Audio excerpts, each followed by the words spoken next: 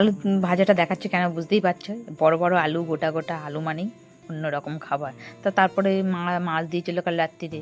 তা রাত্রিবেলা মাছটা কুটিনি, সকালবেলা উঠে মাছটা কুটে নিয়েছি, ভিজে ছিল, একদম পুরো বরফ হয়ে গেছে এইগুলো, দেখাচ্ছি তপ তপ করছে পেটটা। তা বুঝতে পারছি গোটা মাছ এসে ঢুকিয়ে দিয়েছে। তারপরে এই যে রান্না বান্না কমপ্লিট করে বসে পড়েছি খাবার দাবার দেওয়ার জন্যে। তা সবাই তো খাবে বলে বসেই পড়েছে সবাই।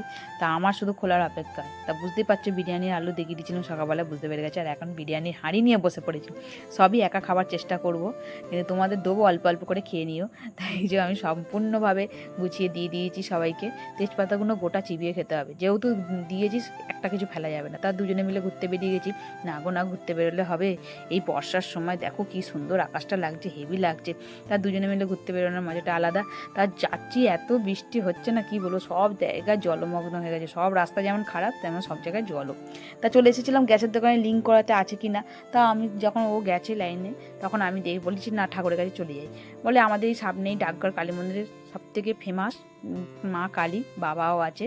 তা দেখো কি লাইন পড়েছে, তা ওর হয়ে এসছে, বলছে লাইন আছে কিনা দেখি। তো অনেকটাই তাড়াতাড়ি হয়ে গেছে, কোনো অসুবিধা হয়নি। বলছে আমাদের করানো আছে। বলছে আমি যে এসো, বলছে না না আর যাবো না, আমার করানো আছে, চলো। বলতে আমরা চলে গেলাম। তা আবারও যাবো শ্বশুরবাড়ি। তা শ্বশুরবাড়িতে পুরীর প্রসাদ দিয়েছে, দুজনে মিলে একটু একটু খেয়ে নিলাম। তা পুকুরটা এত জল হয়ে গেছে না, পুরো উপর দিকে স্নান বাঁধানো ঘাট হলে কী হবে, পুরো উপরে জল উঠে গেছে। এখন তো সব ঘাট পুকুর সব বন্ধ হয়ে যাচ্ছে, কেন, যেহেতু মাঠ ফাট নেই বলে। তারপরে একটু বোনের বাড়িতে চলে এলাম, সামনেই আমাদের পাশেই আমার বোনের বাড়ি। আলু সিদ্ধ করে গেছে, বলছে মুড়ি খাইছি না, আমি খাবো না। কালুয়া কয়, কালুয়া কোথাও নেই, দেখতে পাচ্ছি না, খেলনাগুলো রয়েছে। তা কালুয়া চিপস এনে দিলাম।